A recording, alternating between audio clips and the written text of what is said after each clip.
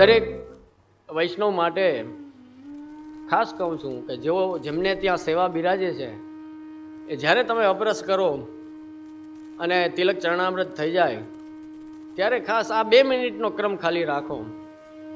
આપણે ત્યાં બહુ સુંદર શ્રી હરિરાય મહાપ્રભુનું જ કીર્તન છે, પણ એ આવેશ જગાડવા માટે અને આનંદ માટે બહુ જરૂરી છે. ખાલી એનું સ્મરણ 2 ઘડી કરો.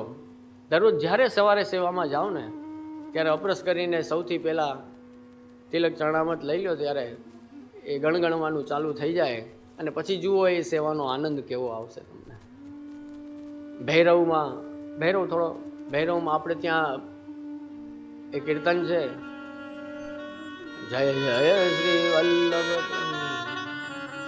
જય જય શ્રી વલ્લભ પ્રભુ વિઠ્ઠલે સાથે નિજ જન પર કરત કૃપા ધરત હાથમાં, દોષ સબ દૂર કરત. આગળ આવે છે દોષ સબ દૂર કરત, ભક્તિ ભાવ હિય ધરત, કાજ સબ સરત સદા ગાવત ગુણ ગાથ. કાહે કો દેહ દમત સાધન કર મૂરખ જન, વિદ્યમાન આનંદ ત્યજ ચલત ક્यों અપાથ હે. આ બધું ક્લિયર થઈ જાય. સવારે રોજ એકવાર બોલી લે ને ઘણું ક્લિયર થઈ જાય એમને. પછી સેવામાં જવામાં જો કેવો આનંદ આવે. અને શ્રી મહાપ્રભુજી ગુસાઈજી બંનેનું સ્મરણ થાય, બંનેનું સ્મરણ થઈ જાય. જય જય શ્રી વલ્લભ પ્રભુ વિઠ્ઠલેશ સાથે, કાહે કો દેહ દમત સાધન કર મૂરખ જન, વિદ્યમાન આનંદ ત્યજ ચલત ક્यों અપાથ હે. ઘણાને બહુ શોખ હોય, ઘણાને એમ થાય કે હોમ કરીએ, હવન કરીએ, ધુવાડો થાય, મોટો મોટો અગ્નિનો ભડકો થાય તો જ અમે કંઈક ધર્મ કર્યો, તીર્થમાં જાય તો જ અમે કંઈક ધર્મ કર્યો, આવું કરીએ, આવું મોટું મોટું કંઈક કરીએ તો જ અમે ધર્મ કર્યો. એ અનુસંધાનમાં જ શ્રી હરિરાય મહાપ્રભુ આજ્ઞા કરે છે કે કાહે કો દેહ દમન. આપણો માર્ગ દેહ દમનનો નથી કે આપણા માર્ગને તમે દેહને કષ્ટ પહોંચાડો એમાં ઠાકોરજી પ્રસન્ન ના થાય. ઠાકોરજી તો કેમાં પ્રસન્ન થાય કે હસતા મોઢે એની સેવામાં જ્યારે સન્મુખ થાવ ને તો ઠાકોરજી પ્રસન્ન થાય. આનંદથી ઠાકોરજીની સન્મુખ જાઓ અને યમનાષ્ટકનો પાઠ કરો તો યમુનાજી પ્રસન્ન થાય. આનંદપૂર્વક સર્વોત્તમજીનો પાઠ કરો તો મહાપ્રભુજી પ્રસન્ન થાય. થાકેલા ને રોતા રોતા ને માંડ ને ઘસડાતા એમ સેવા કરો તો ભાઈ ના પાડે ઠાકોરજી હાથ જોડીને, મારે ઘણા છે, કોટી જીવો છે, તું રેવા દે, તું સેવા કરવાનું રેવા દે, મારે ઘણી 84 કોટી નિકુંજ છે ને 84 કરોડ તો સેવકો છે મારી પાસે, તારી જરૂર નથી, તારી કટોરી રાખ તારી પાસે. એવી રીતે સેવા મારા વાલા ના થાય, એવી રીતે પાઠ ના થાય, કીર્તન ના થાય. આનંદ આવો જોઈએ. કાહે કો દેહ દમત સાધન કર મૂરખ જન, વિદ્યમાન આનંદ ત્યજ ચલત ક્यों અપાથ હે. આ બધું આનંદ કરાવવા માટે છે આપણા માટે. આપણે એને કામની રીતના લઈએ છીએ કે ઓહો મારે સેવા કરવી પડશે, ઓહો મારે પાઠ કરવા પડશે, તો કોઈ તમને સોગંદ નથી દેતું. ના કરો, આનંદ માટે કરો. આપણા પોતાના આનંદ માટે છે, આપણા પ્રભુની પ્રસન્નતા માટે છે. બંને પરસ્પર પ્રસન્ન થાય એનું જ નામ પુષ્ટિ માર્ગ છે. હું તો કહું છું કે મહાપ્રભુજીએ ખાલી ઠાકોરજીના સુખનો વિચાર નહીં પણ સામે જીવના સુખનો એ વિચાર એટલો જ કર્યો છે. ઠાકોરજીનો તો નો ડાઉટ કર્યો જ છે એમાં તો કોઈ સંદેહ છે જ નહીં કે ક્ષણે ક્ષણે શ્રી મહાપ્રભુજી ગુસાઈજીએ ઠાકોરજીના સુખનો વિચાર કર્યો છે. પણ ગરમી હોય, ઠંડી હોય, કોઈ પણ ઋતુ હોય, ઠાકોરજીના સુખનો વિચાર થાય છે તો સેવા આપણે કરીએ, એ જ મંદિરમાં કરીએ છીએ ને તો આપણો એ ભેગો સુખનો વિચાર થઈ જ જાય છે એમાં સાથે. આનંદથી ગરમીમાં એ રીતે સેવા કરીએ છીએ, ઠંડીમાં એ રીતે કરીએ છીએ. ઠાકોરજી એ સુખી ને ઠાકોરજીનો સેવક એ સુખી, એને સેવા કરવા વાળો. આવો તો એવો માર્ગ છે. અહીંયા સાધનમાં એ કષ્ટ નથી, સાધનમાં એ કોઈ સાધન જેવું લાગતું જ નથી. અહીંયા તો અહીં તો સેવામાં જાય છીએ તો એ સાધન થોડી છે, એ ફલ જેવું જ લાગે છે. બધું સાધન એવું જ આનંદવાળું ને ફલ એવું જ આનંદવાળું. એવો માર્ગ આપણને પ્રાપ્ત થયો છે કે બંનેમાં આનંદ આવે.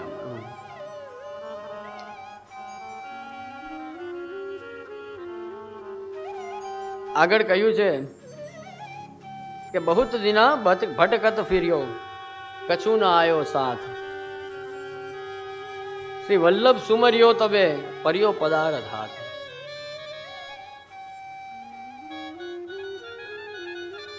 ખૂબ ફર્યો. બંને ભાવથી અહીંયા શ્રી હરે મહાપ્રભુ આપણને સમજાવે છે કે ઠાકોરજીથી જુદા થયા, અલગ થયા અને અનેક અનેક અનેક જન્મો થઈ ગયા છે.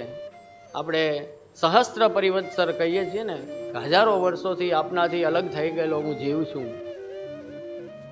એ ભાવથી પણ અહીંયા બહુ દિન ભટકત ફેર્યો છે. અને બીજો ભાવ એ છે કે આ જન્મમાં જ્યાં સુધી શ્રી વલ્લભનું સાનિધ્ય પ્રાપ્ત નહોતું થયું, જ્યાં સુધી શ્રી વલ્લભનું નામ નહોતું મળ્યું, જ્યાં સુધી કોઈ વૈષ્ણવનો વલ્લભીયનો સંગ નહોતો થયો, જ્યાં સુધી પુષ્ટિ માર્ગને જાણ્યો નહોતો, ત્યાં સુધી બધે ભટકતો ફરતો રહ્યો. અમને એવા ઘણા બધા મળે કે અમને કહેતા હોય, એક 55-56 વર્ષે મુંબઈના કોઈ હતા, પ્લાયવુડના ધંધારથી બ્રહ્મસંબંધ લેવા આવ્યા અને એમની સાથે મેં ચર્ચા કરી. અમે એક છે ને સામાન્ય પ્રશ્ન એ પૂછતા હોય કે તમારા માતા પિતાને છે કે નહીં. એમણે મને એમ કહ્યું કે ના, મારે માતા પિતાને બ્રહ્મસંબંધ નથી, પણ મારી ઈચ્છા થઈ જાય.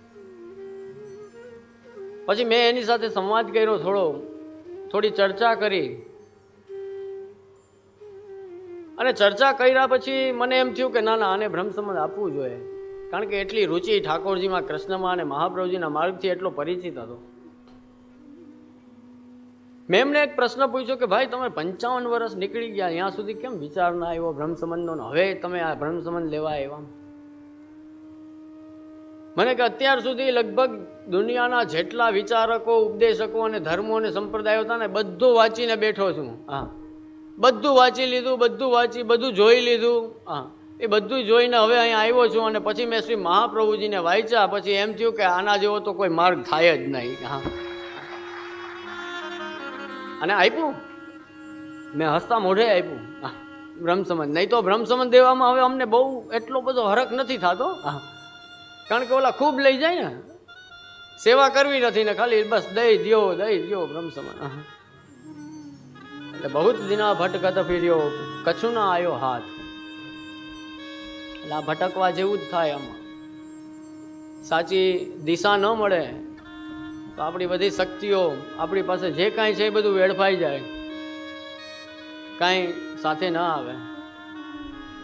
શ્રી વલ્લભ સુમર્યો તબે પર્યો પદાર્થ હાથ. પદાર્થ એટલે અહીંયા શ્રી હરિરાય મહાપ્રભુ આપણને અલૌકિક ધર્મ, અર્થ, કામ, મોક્ષ સમજાવે છે. જેને શ્રી વિઠ્ઠલનાથ વિચારે રે, તેને પ્રગટ પદાર્થ ચારે રે, ઉપરાંત ભજન ફલ આપે રે. આપણા શ્રી મહાપ્રભુજી ગુસાઈજી તો એવા કૃપાળુ છે કે આપણા ધર્મ, અર્થ, કામ, મોક્ષ તો સિદ્ધ કરાવી દે લૌકિક વાળા પણ, અને ઉપરાંત ભજન ફલ આપે. એ ઉપરથી પણ આપણને ભજન કરવા માટેની યોગ્યતા પ્રદાન કરે. એ જ આપણા સામર્થ્યવાન ગુરુની આપણી ઉપર કૃપા છે.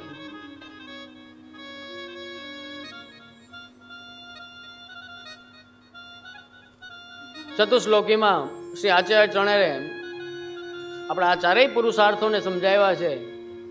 જુઓ, દુનિયામાં માણસને જીવનને સફળ કરવા માટે આપણા શાસ્ત્રમાં પણ ધર્મ, અર્થ, કામ અને મોક્ષ આ ચારેય પુરુષાર્થ બતાવ્યા છે. અને એની એક સિસ્ટમ બતાવી છે કે આ ધર્મ, અર્થ, કામ અને મોક્ષ લૌકિકના અને અલૌકિકના અલગ અલગ હોય છે. લૌકિકમાં માણસ એના ઘરનાઓથી માંડીને જ્યાં જ્યાં પણ એના સંબંધ અને વ્યવહાર છે એ ધર્મો છે. પછી અર્થ આવે છે, પછી અર્થ ઉપાર્જન કરે છે પોતાના પરિવારની પૂર્તિ માટે. પછી કામ પુરુષાર્થ આવે છે, એ લગ્ન કરે છે, સંતાનો ઉત્પન્ન કરે છે અને પોતાના વંશને આગળ વધારે છે. અને પછી વાનપ્રસ્થ નો ક્રમ છે, ગ્રહસ્થી પછી, અને ત્યારે એ મોક્ષ માટે આગળ વધે છે. તો આ ચાર પુરુષાર્થો લૌકિકમાં પ્રાય હોય છે સાધારણ રીતે. આપણે ત્યાં ચતુશ્લોકીમાં શ્રી મહાપ્રભુજી આપણા વૈષ્ણવી જીવનના ચાર અલૌકિક પુરુષાર્થો બતાવ્યા છે. કે આપણા માટે ધર્મ શું? તો કે કૃષ્ણની સેવા કરવી, વ્રજાધીપની સેવા કરવી, એ જ આપણો વૈષ્ણવનો ધર્મ છે. એ ક્યારેય છોડવો નહીં. આપણા બધાય ધર્મો કદાચ છૂટી જાય, ઠાકોરજી ગીતાજીમાં કહ્યું છે ને કે સર્વ ધર્માન પરિત્યજ્ય મામ એકમ શરણમ વ્રજ, મારા એકલાને શરણે આવતું. કદાચ તારા જે ધર્મો હોય બધાય છોડી દે. ત્યારે તો અર્જુન તીર ચલાવી શક્યો હતો, નહીં તો કહેતો તો મામા છે ને કાકા છે ને મોટા બાપા છે ને બધા સામે ઊભા છે, એની ઉપર તીર કેમ ચલાવું? એટલે તો ભગવાને કીધું બધા ધર્મો, તારા જે ધર્મો તું માનતો હોય, જેની સાથે સંબંધ હોય એની સાથે આપણો ધર્મ જોડાયેલો છે. પતિનો પત્ની સાથે, પત્નીનો પતિ સાથે, એ ધર્મ જ છે ને. તમે તમારા પતિનું ધ્યાન રાખો છો તો એ ધર્મ નિભાવો છો. કોઈ પોતાના પત્નીનું ધ્યાન રાખે છે તો એનું ધર્મનો વહન કરે છે. પોતાના છોકરાઓને મોટા કરો છો તો એ ધર્મ છે. શિક્ષક માટેના, ગુરુ માટેના, વડીલો માટેના, બધા દેશ માટે રાષ્ટ્ર ધર્મ છે, રાષ્ટ્ર માટેની ફરજ છે આપણી, સમાજ માટેનો ધર્મ છે. આ બધા ધર્મો જ છે આપણા, આ ફરજો જ છે. પણ એ બધા ધર્મો અને બધા ફરજોથી ઉપર એક આત્મધર્મ છે, અને એ આત્મધર્મ એ છે કે હું કૃષ્ણનો દાસ છું અને મારું કામ એની સેવા કરવાનું છે. આ આપણો ધર્મ, આપણો સ્વધર્મ, આપણો મુખ્ય ધર્મ. એ શ્રી મહાપ્રભુજી આપણને સમજાયું. પછી અર્થ તો કે અર્થ હરિરેવહિ. અર્થ શું છે અહીંયા? આપણા માટે સંપત્તિ, આપણા માટે ધન સંપત્તિ, આપણા માટે જે કાંઈ કયો એ શું છે? તો કે ઠાકોરજી પોતે છે, એ જ આપણી સંપત્તિ રૂપ છે. ઠાકોરજી આપણને પ્રાપ્ત થયા છે ને. યહદન ધર્મ હિતે પાયો, યહદન ધર્મ હિતે પાયો, નીકે રાખે યશોદા મૈયા, નારાયણ બ્રજ આયો. તો જે ઠાકોરજી આપણને પ્રાપ્ત થયા છે એ જ આપણા ધર્મરૂપ છે. એને જ અર્થરૂપ માનો કે એ પ્રભુ જ અર્થરૂપ છે, એ જ આપણા સંપત્તિ રૂપ છે. એને સેવામાં તમારું કઈ અંગીકાર કરવું હશે ને તો સંપત્તિ તો ગમે ત્યાંથી આવીને તૂટી પડશે તમારી ઉપર, જો તમારા પ્રભુને એ અંગીકાર કરવી હશે તો. સમસ્યા શું થાય છે કે માણસને પોતાને કરોડપતિ થવું છે એટલે મેળ ન પડે. આમાં સ્વાર્થ છે ને. આજે માણસને પોતાને એકદમ રૂપિયા વાળું થવું, મને ભગવાન રૂપિયા વાળો કરી દે, મને ભગવાન સંપત્તિ વાળો બનાવી દે. પણ એના કરતાં ઠાકોરજીની ભાવના રાખો. અમને કોઈક ઉદ્ઘાટનમાં લઈ જાય, કારખાનાનું ઉદ્ઘાટન કરાવે, નવા એના વ્યાપારી સાહસનું ઉદ્ઘાટન કરાવે, પછી એ કહે કે જે આશીર્વાદ આપો અને કંઈક વચનામૃત કરો. એટલે હું કહું કે હવે અહીંયા તો વચનામૃત કાંઈ બહુ કાંઈ મતલબ નથી, અર્થ નથી એનો. પણ તું આ જે કાંઈ ધંધો કરે છે, જે કાંઈ તારું આ સાહસ છે, એને સફળ બનાવતું એ બહુ આનંદની વાત છે. અમારા આશીર્વાદ છે, શુભકામના છે. પણ મનમાં એક ભાવ રાખજે કે મારા ધંધામાં ખૂબ બરકત થાય, ખૂબ સંપત્તિ આવે, તો એ સંપત્તિ હું મારા સેવ્ય પ્રભુ મારા ઘરે બિરાજે છે ને એને લાડ લડાવવામાં કોઈ કચાશ નહીં છોડું. એટલે તું થા. હા, તો તારો ધંધો એ સફળ થાય, તારો વ્યાપાર એ સફળ થાય. ભાવન અલૌકિક કરો, ભાવ અલૌકિક બનાવો. વૈષ્ણવ છીએ આપણે લૌકિક જ વિચારતા રહેશું તો ક્યાંથી વૈષ્ણવ બની શકીશું? સાચા વૈષ્ણવ ત્યારે થાશું કે જ્યારે દરેક ક્રિયાકલાપોમાં, દરેક કામમાં આપણને આપણા સેવ્ય પ્રભુ યાદ આવે. અર્થો હરિરેવહિ, હરિ છે આપણા, એ જ આપણા અર્થરૂપ છે. એમાં તમે જે કાંઈ, કદાચ કોઈ વૈષ્ણવને એમ હોય કે મારી પાસે સોના ચાંદીના ખીલોના નથી ને, વાસણ નથી ને, પલ્લું નથી ને, હિંડોરા નથી ને, તો કેમ મારા પ્રભુ સુખેથી બિરાજે? શ્રી રમણલાલજી તાજજી મહારાજ આજ્ઞા કરતા કે હે કોન કી સેવા મેં. તમારો કદાચ તૂટેલો લાકડાનો ઘૂઘરો હશે ને તો એ છે તો પૂર્ણ પુરુષોત્તમની સેવામાં ને, એ સોના કરતા એ અધિક મહત્વનો છે. એ હીરા ઝવેરાત કરતા એ અતિ અગત્યનો છે. તમારું માટીનું પાત્ર છે ને, ભાઈ કેમાં કોને ભોગ ધરો છો તમે? એ માટીના પાત્રમાં પૂર્ણ પુરુષોત્તમને ભોગ ધરો છો. એ સંપત્તિ છે ને, એ તો બીજી બધી સંપત્તિ કરતા ઉત્તમ સંપત્તિ રૂપ છે તમારામાં. આ વસ્તુનો વિચાર કરો કે આપણે ઠાકોરજી બિરાજે છે, એ કોણ છે? એ ઠાકોરજી પૂર્ણ પુરુષોત્તમ છે. એ તો અલૌકિક પારસમણી છે. લૌકિક પારસમણી પણ લોઢાને અડે તો સોનું કરી દે. તો તમારા કદાચ તૂટેલા ફૂટેલા માટીના, લાકડાના, સ્ટીલના જેવા પણ પાત્ર અને ખીલોના ને હશે ને, એ બધા આ પારસમણીની સેવામાં પાસે રહેશે ને તો એ સોના કરતા ઉત્તમ થઈ જશે. હા, એ વિચાર આપણે કરવાનો. તો વૈષ્ણવ માટે ધર્મ, કૃષ્ણની સેવા એ જ એનો ધર્મ. વૈષ્ણવ માટે અર્થ તો કે હરિ પોતે, ઠાકોરજી આપણા ઘરે બિરાજે છે, એ જ આપણી સંપત્તિ છે. હવે બીજી સંપત્તિની શું રાહ જોવી?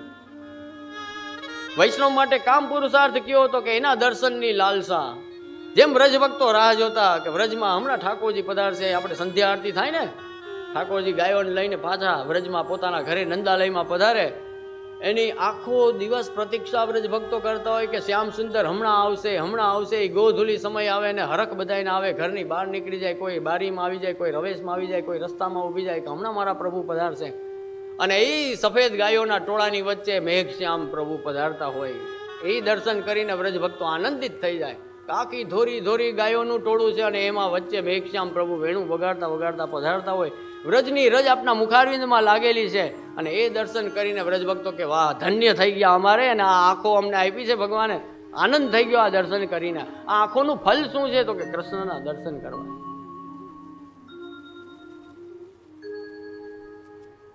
તે પ્રભુના દર્શનની લાલસા છે ને, પ્રભુના દર્શન માટેની તાપ, એની તત્પરતા, એ જ આપણા માટેનો કામ પુરુષાર્થ છે. અને એના થઈને રહેવું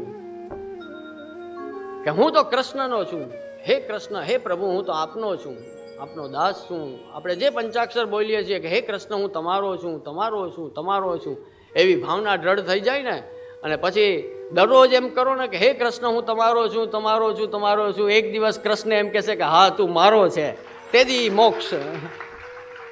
તે એ વૈષ્ણવ માટેનો એ મોક્ષ છે કે એના થઈને રહેવું, એના નિત્ય સ્મરણમાં ને સેવામાં રહેવું, એ જ આપણા માટે મોક્ષ છે. તો આ ચારેય પુરુષાર્થો આવી રીતે વૈષ્ણવી જીવનના સિદ્ધ થાય શ્રી વલ્લભની કૃપાથી. શ્રી હરિરાય મહાપ્રભુ, અહીં આપણે 10 સાખી પૂરી કરી. મારે તો રોજની 25 કરવી હતી, પણ 10 જ થઈ. હવે એમાં પણ કોઈ આપણે આનંદ જ કરવાનો છે 4 દિવસ. એ કોઈ એવી ચિંતા ના કરતા કે પૂરું થાય જ કે નથી થતું, કે આનંદ કરવાનો છે. હા, ગુણગાન. પુષ્ટિ માર્ગમાં ગણતરી હોતી નથી, પુષ્ટિ માર્ગમાં ગણતરી હોતી નથી કે હું આટલા જપ કરીશ ને, આટલા આમ કરીશ ને, ઠાકોરજીને આટલી સેવા કરીશ ને, આમ કરીશ ને. કારણ ગણતરી કેમાં થાય? જેમાં તમારે કંઈક પાછું લેવું હોય ને સામે, તો ગણતરી કરવાની હોય. આપણે ઠાકોરજી પાસેથી કાંઈ લેવું નથી. અમારે તો પ્રભુ એમને આનંદ, અમારે તો તમને લેવા છે. આખા આવતા હોય તો આપણે તો પ્રભુને લેવા છે. હા, તો એ પ્રભુને પ્રાપ્ત કરવા છે, બીજું કાંઈ પ્રભુ પાસે જોતું નથી. એ જ સાચો પુષ્ટિભાવ છે. તે પુષ્ટિભાવના આનંદમાં રહીએ.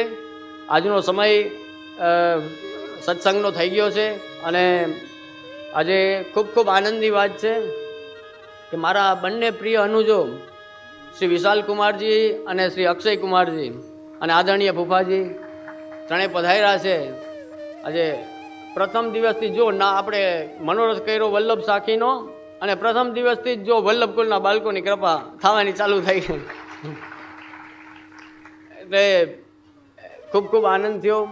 તો એમના પણ થોડી વાર માટે આજે અક્ષય કુમારજીના વચનામૃતનો આનંદ લઈએ અને પછી આજના આપણા સભાનો વિરામ કરીએ. આવતીકાલથી, આજે તો પ્રથમ દિવસના કારણે થોડું આપણે લેટ થયું. આવતીકાલે સમયસર આપણે શરૂ કરશું. અને ગરમીની ચિંતા તો કદાચ આ સ્થળમાં મને એમ છે આપ લોકોને નહીં હોય. હા, તો સમયસર આવો તો ચાલશે. હા, સમયસર બારે તડકો હોય છે, અહીંયા નથી હોતો. હા, તો સમયસર આવો તો ઉલટાના અહીંયા શ્રી વલ્લભ સાખીનું સાનિધ્ય, વલ્લભનું સાનિધ્ય ના શીતલ છાયણે આનંદ કરીએ આપણે સૌ, બરાબર. અને પ્રયત્ન કરશું કે બને એટલા ઝડપથી આપણે વલ્લભ સાખીના ભાવને આગળ આગળ આગળ વધુમાં વધુ આ 4 દિવસ દરમિયાન સમજી શકીએ એવી યથામતી પ્રયાસ કરશું. આજના સત્સંગને વિરામ આપીએ. વચનામૃત બાદ મનોરથી પરિવાર દ્વારા આરતીનો ક્રમ થશે. આ સુંદર મનોરથમાં જેઓ પણ ઉત્સાહથી આમાં જોડાયેલા છે એ તમામને હું ખૂબ ખૂબ અભિનંદન આપું છું કે એમની સેવા હજી આપણા મહાપ્રભુના ઉત્સવ સુધી 5 દિવસ સુધી એવી ને એવી ઠાકોરજી એમના ઉત્સાહને વધારતા જાય કે જ્યારે જુઓ આપણે પેલું થાય ને હોરી ખેલ હોય ને, એના છેલ્લા 5 દિવસમાં આપણે ત્યાં રાડ ઉડે, દેવી ખેલ થાય. એ ઠાકોરજી માટેના તાપના દર્શન છે કે ઠાકોરજી માટેનો તાપ એ આમ જે જ્વાલા થાય છે. વ્રજભક્તો એમ કહે છે કે પ્રભુ હવે તો આ હોળીના દિવસ પૂરા થયા. એ દરરોજ એ તાપનું દર્શન આપણે કરીએ છીએ કે આ વ્રજભક્તો જેવો તાપ અમને પણ થાય હૃદયમાં, એટલે આપણે એ રાડ ઉડાડીએ છીએ. અને એ 4 દિવસ રહી અને હોળીના દિવસે આખી સંપૂર્ણ હોળી પ્રગટે. તો મર્યાદા ભાવો તો અનેક હોય છે, પણ પુષ્ટિ ભાવ એ છે કે વ્રજભક્તોનો તાપ હોળીના દિવસે તો એટલો મોટો થઈ ગયો કે હોલિકા દહન કરીએ ને એટલો મોટો તાપ થઈ ગયો. અને એના ફલ સ્વરૂપે ઠાકોરજીને મન થઈ ગયું કે હજી મારે રંગથી રમવું છે. આ હોળી તો 40 દિવસ રહીમાં પણ હજી કંઈક ઘટે છે, એટલે પાછો ડોલ થયો ને ડોલ ઉત્સવ એટલે થયો કે એના ફલ સ્વરૂપે થયો. તો આજે હું આ બધા સેવા કરવાવાળા અમારામાં આયોજનમાં જેમણે પણ તનુજા વિતજા સેવા કરી છે એ બધાની ઉપર શ્રી મહાપ્રભુજી આ 4 દિવસ એવી કૃપા કરે કે એમનો ભાવ વધતો જ જાય અને શ્રી મહાપ્રભુજીના ઉત્સવ સુધી તો એ ભાવ જેને કહેવાય કે ખૂબ મોટો થઈ જાય. અને આપણે સૌ શ્રી મહાપ્રભુજીનો જે 20 વર્ષથી ઉત્સવનો આનંદ લઈએ છીએ એવો આ વર્ષે પણ શ્રી વલ્લભ આપણને આનંદ કરાવે એવી વિનંતી સાથે વિરામ લઉં છું. બોલ શ્રી વલ્લભ.